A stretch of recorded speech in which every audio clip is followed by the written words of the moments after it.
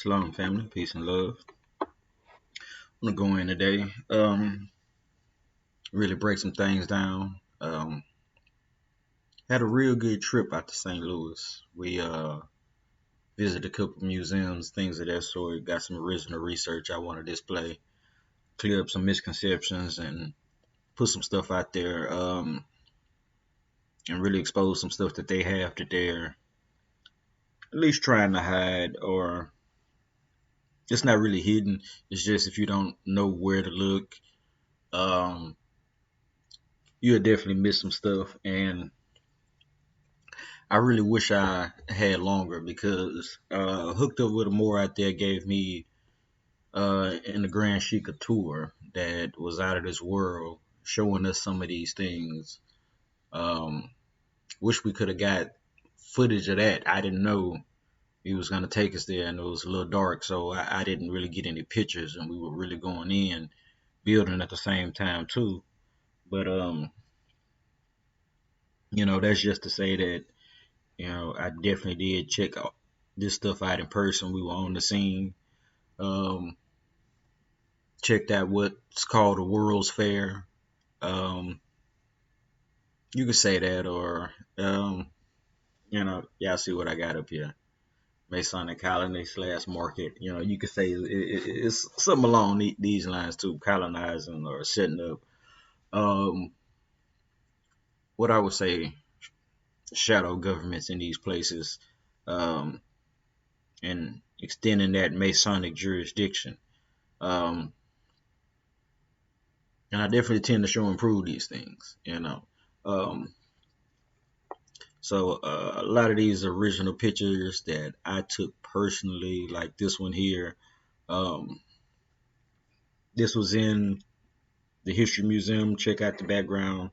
Um, and then, they put this so-called Indian Native American brother out here, Rowan. And I would venture to say, that some of these people um, were the same people who built these things, but at different times.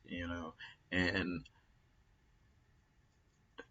there were advancements that they don't want to admit to. You know,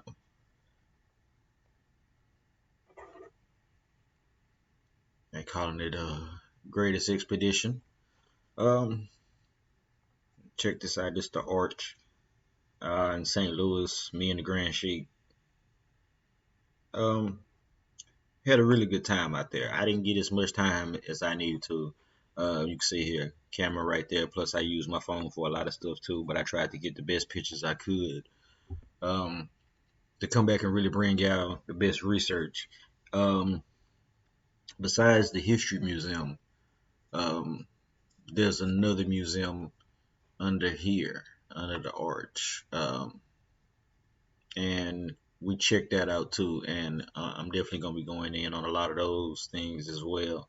We really got rushed through that one a lot more than the other one. We didn't even know that there was an actual museum under there. We were actually only going um, to ride up the arch because, believe it or not, there's almost like a roller coaster, elevator, escalator type thing, the way they describe it, that takes you all the way to the top to a viewing area. I'll get into that later.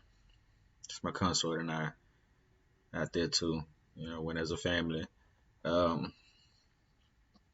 One of the other nobles from my temple, I don't know if he wants me to put his name out there with me and the Grand Sheik, and he brought his family as well. Um, all right, so let's really get into it. This guy here, David R. Francis, um, definitely a Mason. Um, they talk about all this Louisiana Purchase stuff. That's what they were celebrating.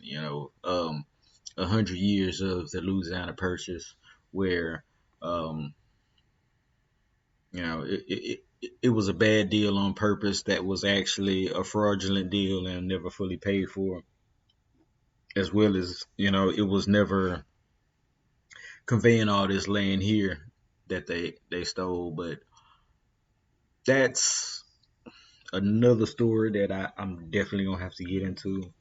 Um, but at another time, because that's not all what they had here. But like these were a lot of the pins for the people uh, that were running the things at that time, along with that guy David. So if you're into Masonic literature at all, you'll recognize some of these symbols and these pins um, having significance, even the key. Um, and you can see this is through the glass. I have better pictures, but I wanted to show that I was doing this from several different angles. So all of these are original photos. Um, a lot of silverware back here, along with other pins. The gavel here, that's another Masonic symbol. Jurisdiction, we're in teaching of government, things that go on in a lodge. You can check these out a little bit closer. Um, check this one out, crescent and a star. You got the moon here, red and green. I think those are familiar. Let me see, you can't really see it in here, but it's actually writing on that one there. This key is real interesting too. Um, director, 1904, coming from 1803. So 1804, 1803, that was the Haitian Revolution going on, which is what caused the Louisiana Purchase in the first place. Um, so the brothers whooping up on the French, bankrupting Napoleon, was what caused the Louisiana Purchase in the first place, the so-called Louisiana Purchase. So, and that was a definite Masonic deal. Um, check this one out. I zoomed in a little bit further. Um, it was hard to see. I couldn't get a better shot than this one, but this is actually gold Arabic writing. So, these Masons, what jurisdiction are they under? What was going on that, they have this here? Um, and I wish I could have got a better picture so I could actually get someone to translate. I'm not sure if that's good enough. Um, and I may be able to get, someone that speaks Arabic, a slightly better picture uh, zoomed in picture of the key. But these symbols here, some of them same symbols, and there are others, um, that were on these pins of these guys. So this is just showing the top of the ladder um, in masonry, in basically what you call the second chambers, or houses going up to the 33rd degree, which most people know Scottish Rite. Um, and on the York Rite side, going up on this other side to the Knights Templar, that order. Um, even though it's not as many degrees, it's 7 degrees, I believe. Um, it's an equivalent when they reach that level. Um, you know, and this is showing how they set up in towns. Um,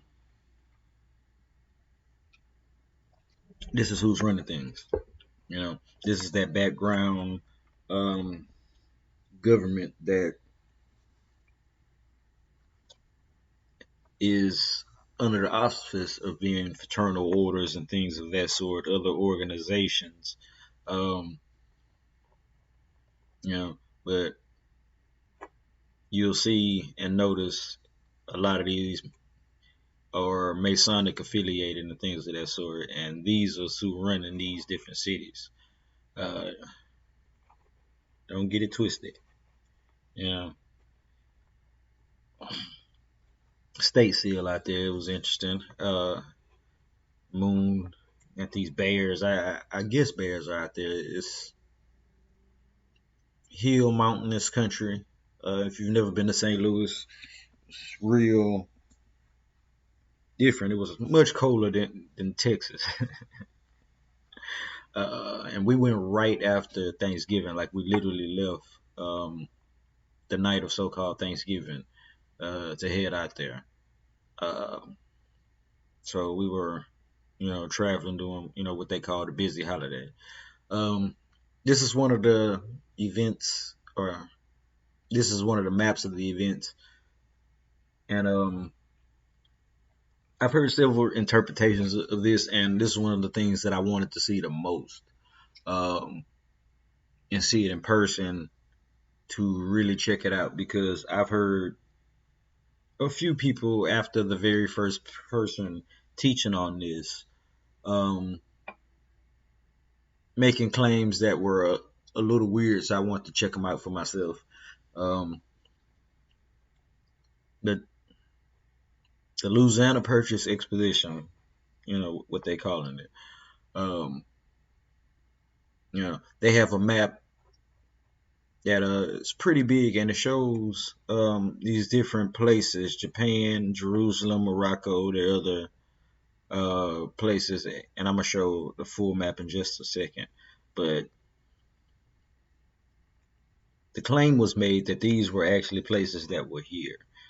Uh, and what I would say is these were not actual places or locations of the entire country, but may have been um, the things what they were calling exhibits. I would say that they were either temporary lodges or marketplaces or both for these events. And I say these events because there was more than one World's Fair. There's actually dozens of World's Fairs. And I'm going to get to that shortly. Um,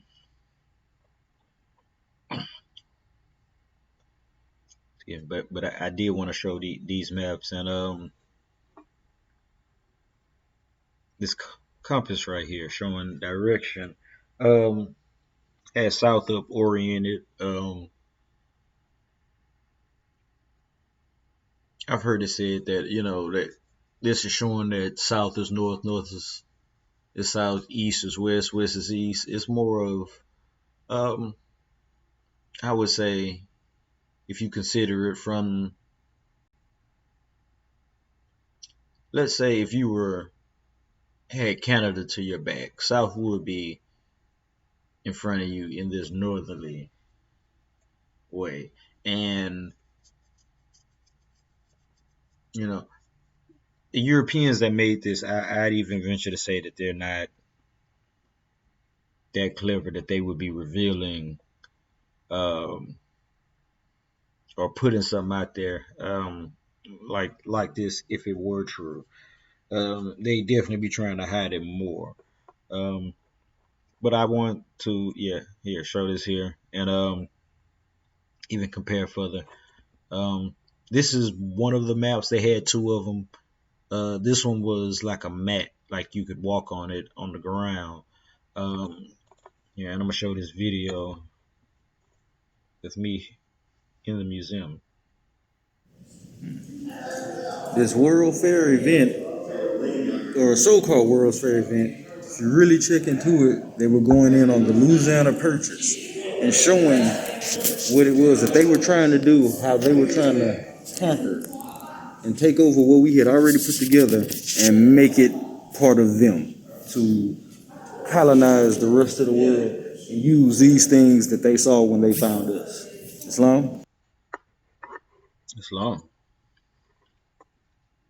So this map here is from a Chicago World's Fair, or what they call the Columbian Exposition in 1893. And this particular one, um, I want to show this one with the map on this one in particular because it has some of the same things as far as like where these are. These are the so-called exhibits. They're numbered here, and I'm gonna show another map of this exact same one, a little bit more zoomed in, but it's gonna have the same type of names. And the other one was the 1904, so this one is 1893, a decade or so earlier. And you know, these cities were real similar. I would say St. Louis, Chicago, a lot of these other cities that our people built up. This is another one in color, zoomed in on the same area. And the Europeans came to take over and steal what they found in these places. So, all right, check this one out. Uh, uh, have Canada, Russia, Germany, Norway, uh, Austria. I could zoom in, but we look down here. You got California, Colorado, Washington, Indiana, Ohio, Michigan. So I wouldn't say that all these places were necessarily here. I would say these were probably, like I say, either lodges or exhibits where basically they were markets. Because when you look into what was going on and what does go on at the World's Fair, these exhibits, they talk about them being duty free. Duty free is like tax free or import free. Um, basically, they're able to sell their goods without the import taxes of the country you would normally have to pay when you sell your items coming through a port, customs, and things of that sort. There's regulations and taxes is one of these things, so they're able to get around that with these world fairs. That's one of the things that they're doing, as well as setting up um, Masonic jurisdiction all over the world, I believe, as well. And like I say, I'm gonna show and prove that point shortly. Um, but yeah, they have all kind of different governments from states, to different so-called countries, which are also states. If you really go into it, but they're showing all of these in a real dense um, spot where um, the one in St. Louis in particular, some of these mansions, which they would call an exhibit, saying they built, are still there. You can see them. Now, this is a list of the expositions of World's Fairs, and the name just changes up depending on where you at. They call them World's Fairs more in the U.S., but international expositions other places. Uh, but the St. Louis one here, these are all the ones that happened in the early 1900s. So they had, what's this, three in three different places the same year. One, two, three, four, five, six the next year, all in different countries. Well, a couple of these was in the U.S. actually. So they had New York, Toledo, Ohio, St. Louis, Portland. So Lewis and Clark. Hmm. That was some of the stuff we saw in one of the other museums, the Lewis and Clark, and I actually have that in here. Some pictures on that. I hadn't even noticed that. Some of the stuff I did all these pictures. I had to do some of the research after the fact, but this is the 2000s from 1998 up into current. They haven't had any out here recently. So these expositions, world's fairs, these are things that are still going on to this day. Um, it's not happening out here like it was then. There's no more land out here to conquer, I guess. No more ideas to steal. They've been coming up with their own, I guess, since then, because they were just getting into these places at that time. Um, just learning how to ride the wave uh, of what you could call um, like storm chasers today. You know, they were doing the same thing back then, after the New Madrid earthquake and several different storms and world events that were happening. So this map here, an exotic map of the U.S., um, of towns that actually exist. See, this I would say would be, if you wanted to say places were over here, this is a more accurate map of it. So, as you can see, these are towns all over, and some of them are very old. And a lot of them have Moorish names, as you can see as well.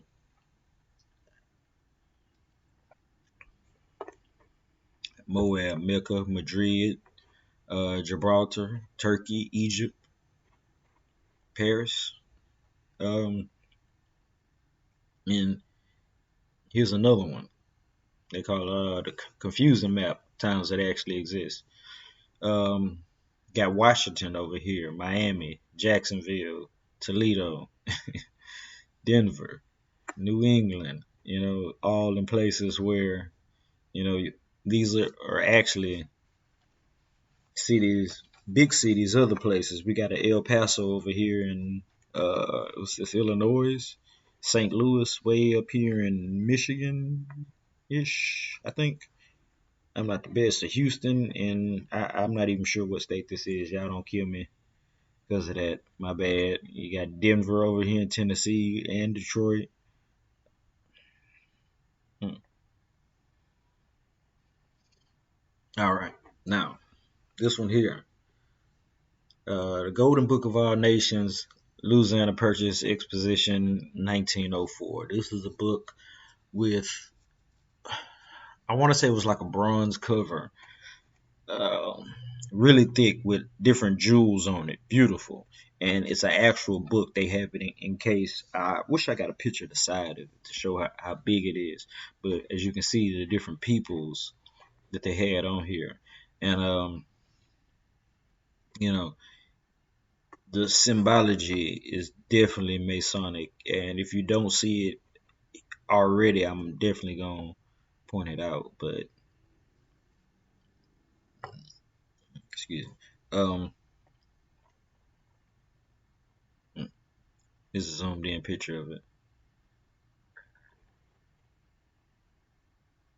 But these are our people here.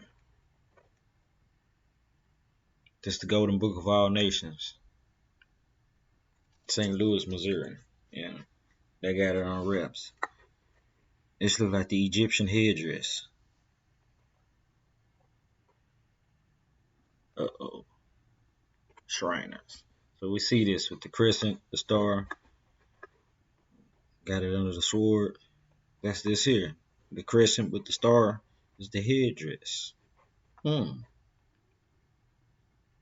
Very interesting.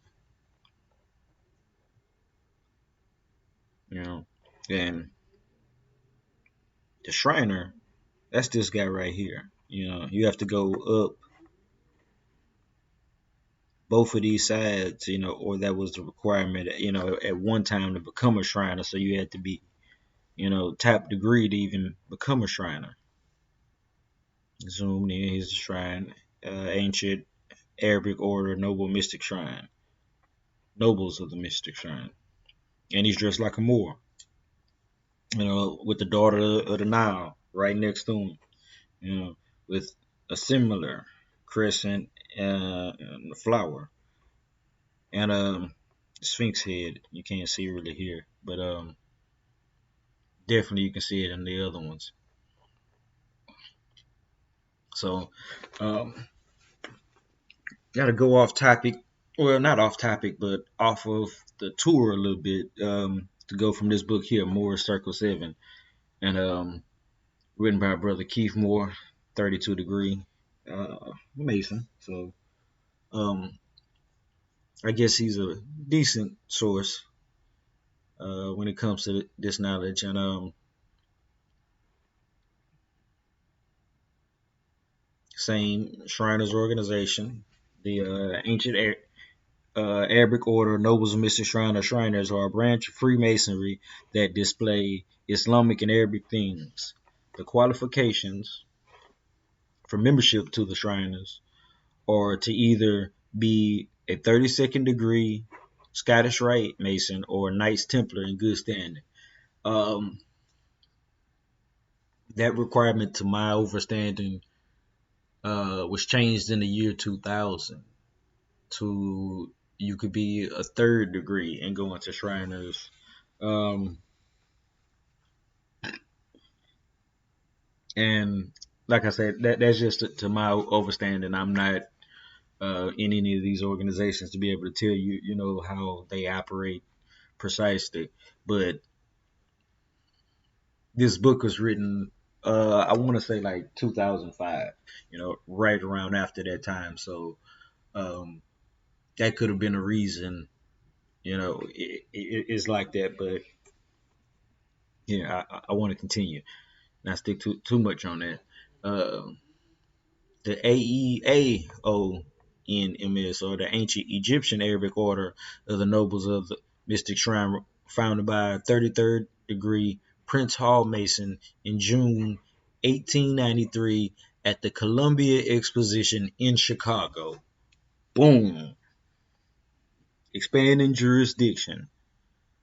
And this is that second map that I showed y'all of the one in Chicago. So I was looking for it, like I Googled it, you could say, and I wasn't able to really find anything showing this.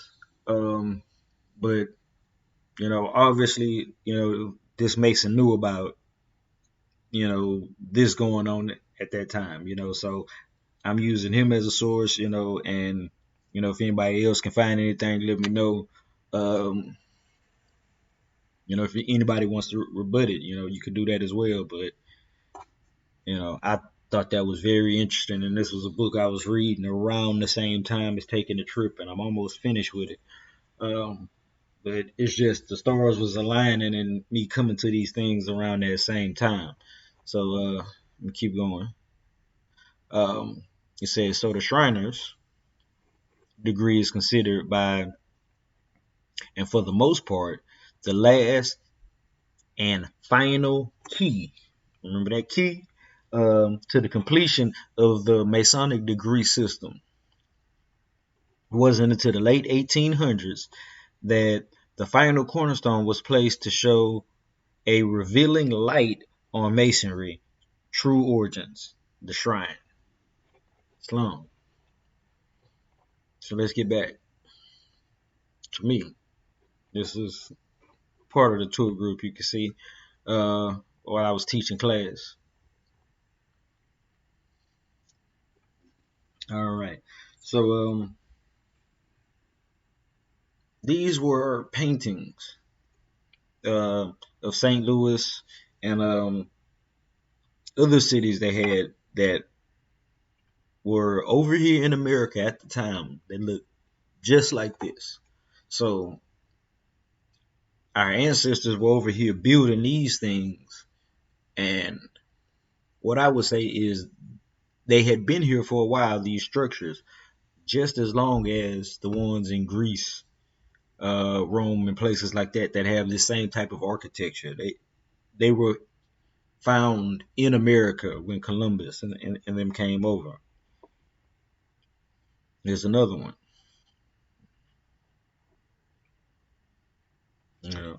Beautiful, but this is once the Europeans had already got here. As you can see, it's a little glare on here. These are behind glass. You can kind of see the exhibit of a sister behind me, and there were lots of other exhibits in the museum that I didn't either necessarily get a chance to check out, or that didn't necessarily go with this particular presentation, that were definitely some deep history. But check out the size of this, see how vast this is.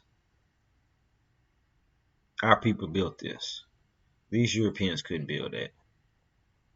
Showing and proving. It's some of our group. Check out another video I did out there.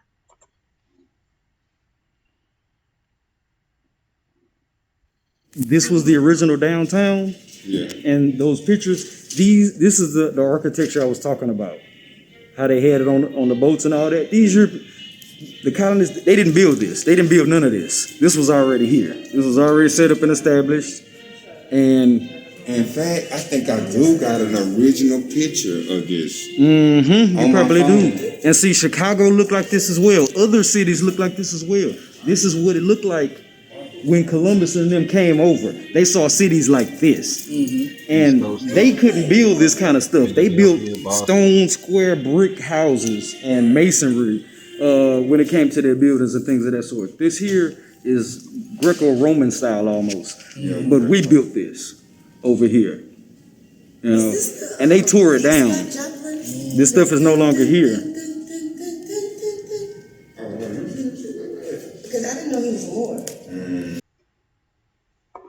It's love. So y'all can see I was literally giving a tour. Like, I wasn't being quiet about it. I was making it known exactly what it was we were looking at. Teaching class. Now, there's another display they had there. Now, if you saying you're building something, you would expect to see, you know, some of this here, logs like this here, things like that there to build up. But, and you do see some stuff, but I would say this is reconstruction, what you're seeing right here, or precursor to demolition, which you can see here. This is demolition. You know, that looks like an explosion or implosion or something very massive in force, but it's not organized as if you're trying to build something. You would never see a stack like that on a construction site unless they were tearing something down. It's long.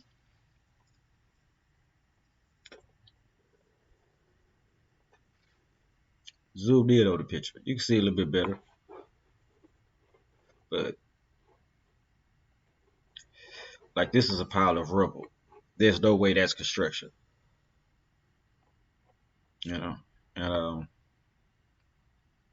yeah, this is some of the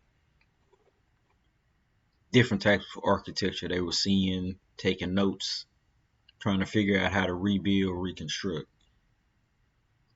Yeah, zoomed in. Yes. Signs, booths, showcase. So they were trying to reconstruct things that looked just like the buildings and structures that we had, which you could say was downtown, or the main part of what was the city in that area, as opposed to where downtown St. Louis is now. Islam.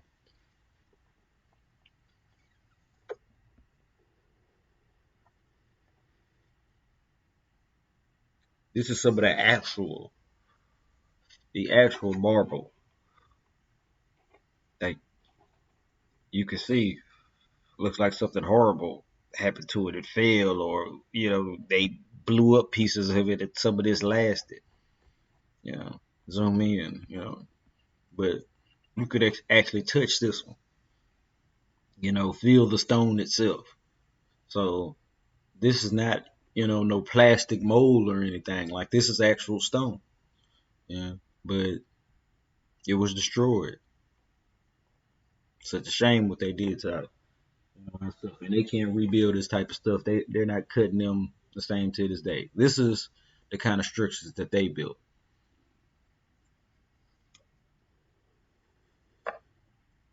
This is actually from the other museum. This is not the main history museum. This was the museum that was under the arch that I was talking about. Right, she get this consort, inside where they're showing, these wood structures, brick and things of that sort that they built. Nothing like the other ones. This here is what they called a Creole house model. You can barely read. I didn't get a real good picture of it. I wish I could got a little bit better one, but we were really rushing in this museum. But this shows how and what they were making their structures out of. This is real primitive technology compared to what they were showing. Yeah, so you can't really read it. So um, this is paintings of the Creole, and the Creole were the French. So um, these were people that were occupying the land that had came on before the so-called United States getting into these areas. Uh, is this house big or small? And that's a question, but it's a decent size. But you get see they got some of the Aboriginals next to some Europeans on horse. They got their weapons out or whatever, but it's all good.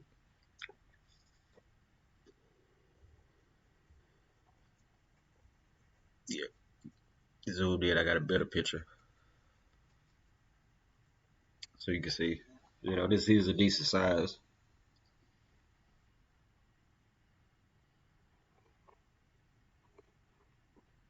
1764 to 1804. Is when this happened. It was published in 1886. Interesting year to be published, right? But um, back to the Haitian Revolution.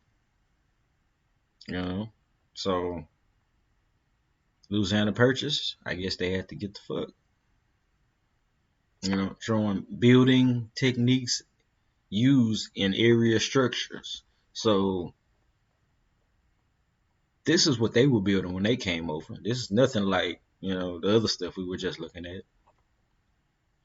6 foot tall fence. That was the fence. Um, Largest houses. Picture below, above, and they talk about having even bigger ones. Exhibits showing up some of their forts and things they had set up. Um, Territories before they were even states. You know, and they were fighting this. Trying to get our people up out of there. Mexican American War.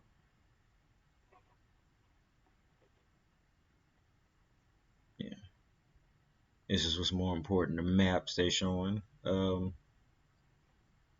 Showing this as the United States. This is the Republic of Texas. You got other territories. This was Mexico. Oregon country. Um, so at this time, this 1845, only this was the United States, and really, you know, they had conquered all of this here, or coming up on this here, and there are other maps um, that show this territory different. This is just kind of a general, and then up until 1850, um, after the so-called annexation of Texas, in these territories. But that didn't happen. There was a declaration, but they didn't actually take the lands. And I can definitely get into that in a whole nother video. I'd have to show and prove, lots of evidence, but that's a whole nother thing.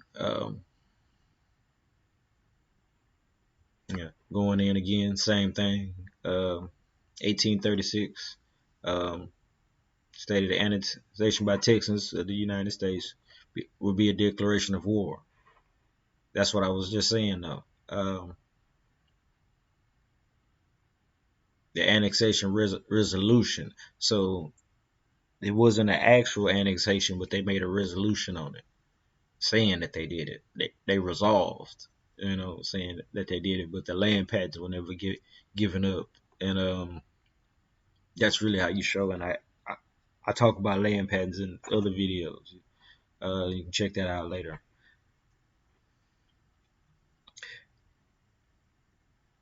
After all of that, Mexico cedes rights to the contested lands, for which the United States paid 15 million. They never got all of the 15 million. That's another story. Treaty of Guadalupe Hidalgo. That was Texas, California. Um,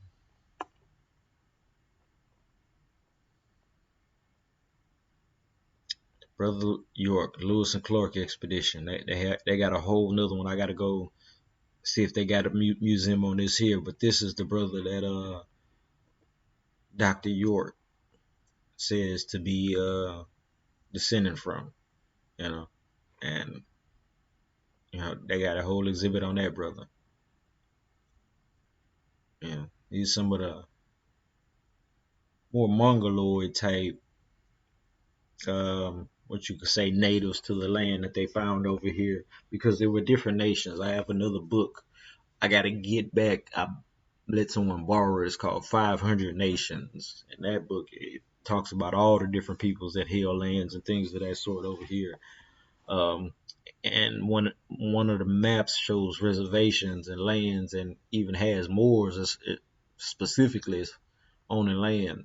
So I'm be doing something on that one. But these are some of the ones that were living in the teepees, the huts. These were not the ones that had been here for the longest of times. These came over from the Russia, Alaska ish, down that area, from the China area when the Mongols tried to come over here and take over. Um,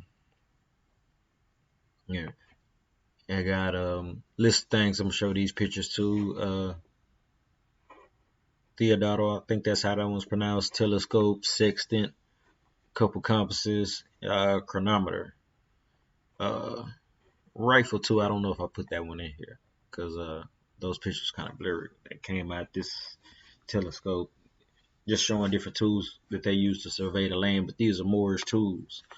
The sextant, used to calculate stars and distance and things of that sort.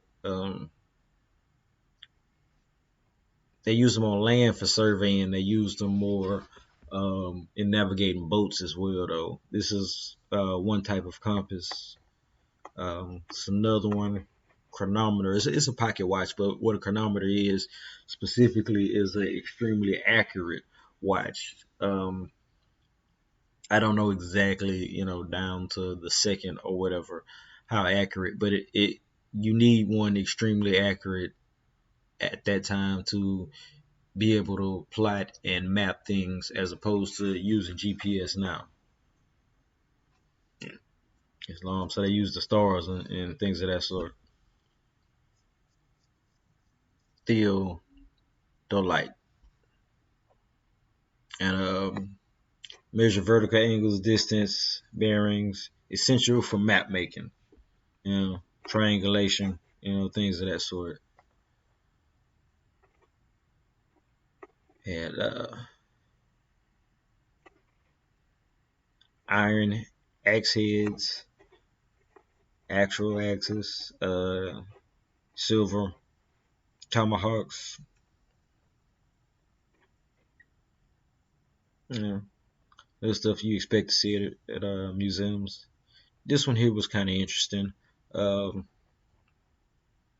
the cow that started the war. Um, Bands of Indians. What a band is like a nation or tribe, you could say. So bands of Indians were in camp, waiting their annual government rations. They were waiting rations because they was already on reservations, and I guess the Indian Appropriation Act had kicked in, so they were basically like wards of the state at that point. Um, the rations they was waiting for, they were overdue. Um, yeah, a cow wandered away from a Mormon wagon. Got hit, got killed.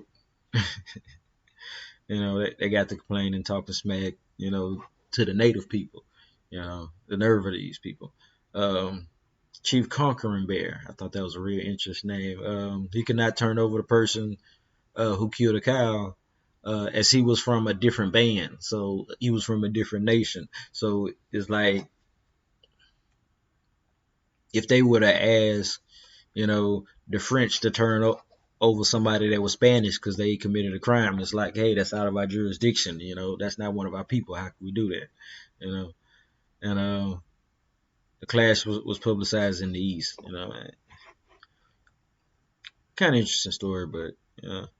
Um, Sister here, Negrito mother and child, photographed 1904. Yeah. And these were the people, our people that were here at that time. You know, so these were pre-Columbian, I guess you could say, um, pre-European expedition over here. These were our people, still woolly haired and everything, looking just like us, big nose, big lips. Our people. Going back to the Golden Book of Nations, um, showing some of the other peoples that were here because they did have displays of lots of different ones. These kind of look like a mix of what they call the Negrito, that other sister, and then the other ones that I was showing y'all. Um, this one here, I wish I could have got a better picture of it. But it was showing some of the different peoples and nations of the earth. And as you can see right here, Fez, Turban. Um, I want to say this was Feathers. It's hard to see, but this one he had a headdress on too. Um, Turban. I can't remember with this one. Like I say, I couldn't get a good picture for nothing, but this was Types and Development of Man was what this was called. Uh, and as you can see, you know, about half of them Moors. And then this is a painting they had, um, uh, something like that. Our first glimpse. This is what they saw, and then they got the pale sister here, but pale woman. Um, this is outside of that Arch Museum. Like I say, it was down underground. Here's a little closer view. We took a lot of pictures out there. Up here, you can't really see it, but you can almost. But this is the viewing, um, the display room of the arch. Yeah, I got it zoomed in on the camera because when we heard about it, I was like, "What?" So the camera could actually zoom in and kind of catch it. And they have tours that go up all day. We didn't make it during the day; we made it in the evening. But as you can see, it's beautiful from up there. But it's like it's moving, And I was saying that, and people were getting scared a little bit. But most of my pictures came out blurry. I could only get a few real good ones up there, but it did look real good. I want to say this is the hotel we were at, the Hyatt. This is from the other direction, the Mississippi. This is Illinois, a boat. It was definitely beautiful up there. This was the inside of that elevator room thing. This opens up, and there's several different ones going down a flight of stairs where there were people to go in to ride up, and then there was another one on the way down. This was on the other side of the Mississippi, the Cahokia um, area. Amongst Mound is what they call this. The indigenous people didn't call it that, but um, this was a picture I took actually on the way down, not the way up. Um, Real steep. You can see the Grand Sheik, the Noble, and our consorts over there. Really nice spot, and they got these pictures showing things what it used to look like. Different little stories showing people, But this was long before what was built on the other side. So y'all can pause and read this if y'all want to really get into it and see the story.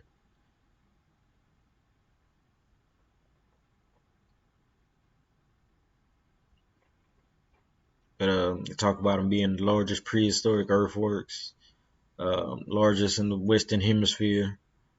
Um, different things that happen around those times. This is an aerial view. Monk's Mound, Twin Mounds over here, a lot of different stuff. And I definitely love the energy, and all of our people to go see this.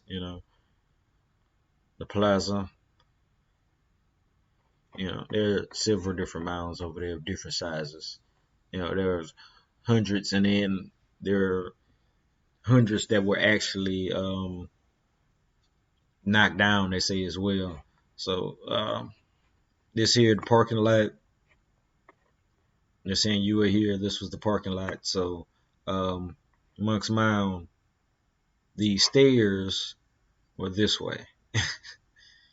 We went up the side. We took a real steep path up.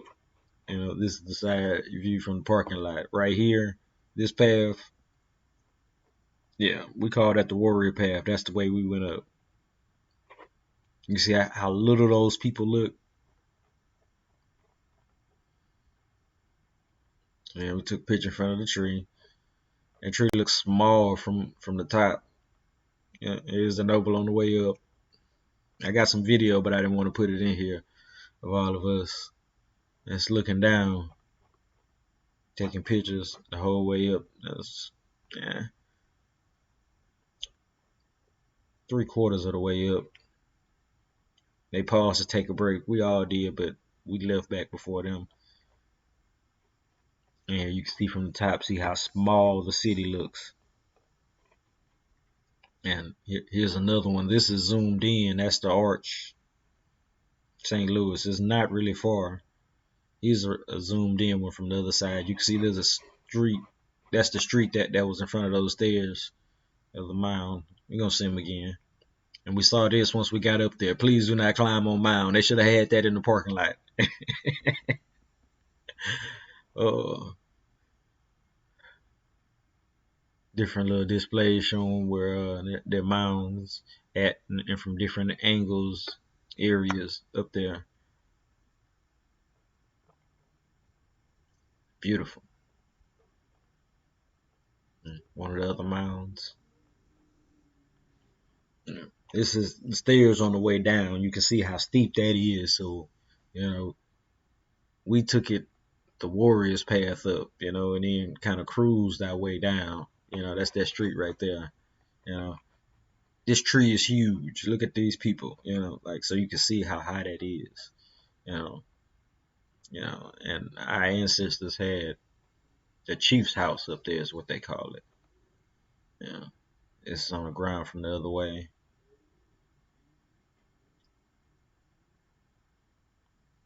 Uh, 1730s, the French priests, they put a chapel up there. This is why it's called Monk's Mound. But y'all can pause and read that. That's the indigenous name out there, where they got Illinois from.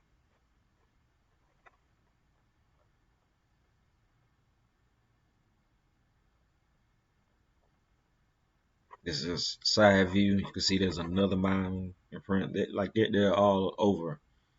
Definitely beautiful. I definitely recommend anybody go out there, see this, see our people, and just get the energy. Tag applied for. This was one of the weirdest things I saw when I was out there. This was actually in St. Louis. They would never have this in Texas. There's no numbers or nothing to try and track this. People be running tolls and doing all kind of stuff. But they also had this one here. Police. Nothing else. No numbers and nothing to track. Just these numbers here. So definitely different than what we have. But this is what I have for you today. It's long.